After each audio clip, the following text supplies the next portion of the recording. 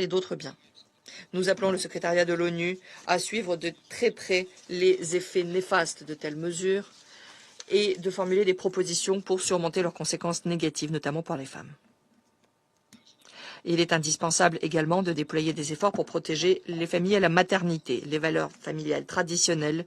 qui constituent le socle moral de n'importe quelle société et qui constituent une condition du développement réussi aujourd'hui et demain.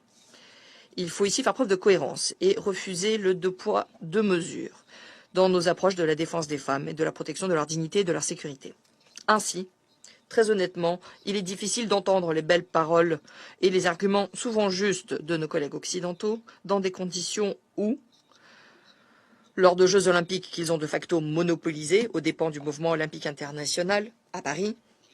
les femmes boxeuses font l'objet de violences publiques de la part d'athlètes qui ont précédemment échoué au test hormonal de la Fédération internationale de boxe et qui, selon cette fédération, et selon d'ailleurs le bon sens, sont des hommes.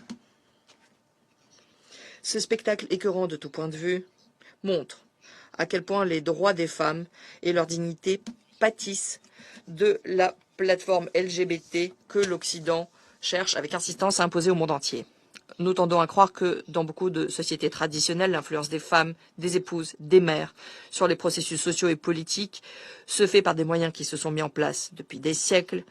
et pourrait être plus efficace que dans le cadre des nouveaux cadres libéraux. Madame la Présidente, en ce qui concerne les opérations de paix de l'ONU, nous soutenons